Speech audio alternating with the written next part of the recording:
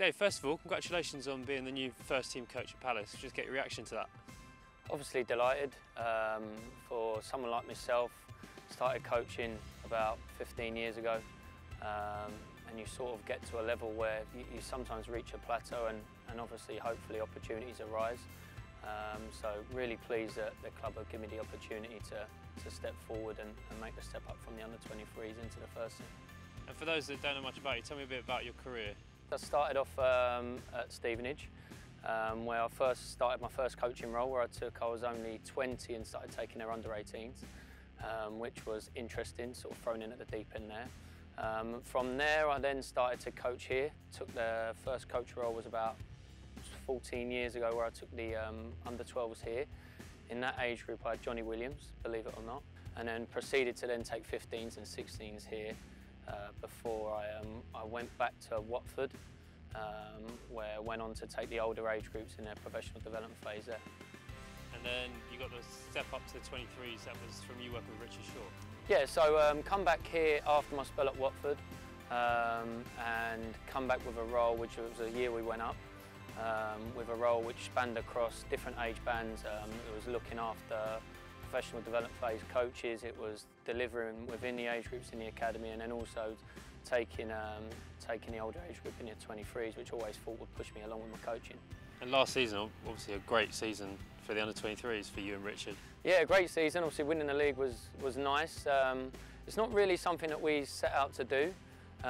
It was obviously winning is an important part of a player's development, but we always tried to make sure that it was player-centred, making sure that players were playing in their rightful positions.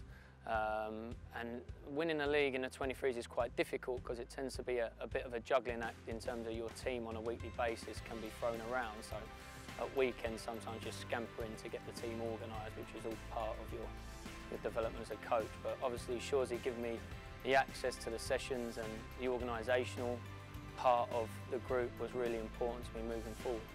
And then over this summer, you're just expecting to come back and carry on with the same job. When did you find out that you would be in the 23s? It was about a week before pre-season started. I got a phone call from Dougie. I was doing a school run, and he just briefed me on what the situation was and what the role would be, and to expect a phone call from the gaffer. So obviously then got the phone call from the gaffer, which was nice, and said that he and Ray believed that I could step up and do it, which was really nice. And obviously from then on straight into pre-season.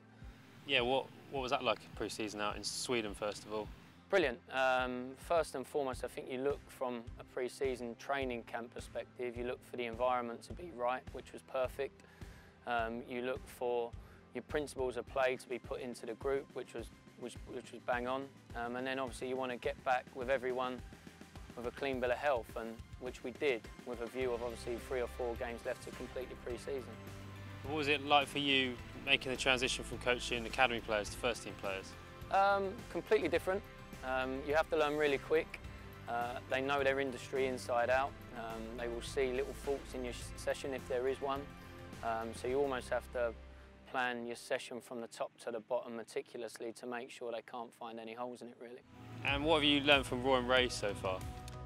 Obviously they're vastly experienced in what they've done, so you're constantly picking up little nuggets of information that you bank and you write down in your little black book and you remember as you go forward. But first and foremost, I'd say they're 2 really good guys, and I couldn't be making this step with 2 better guys really in terms of the way they treat people.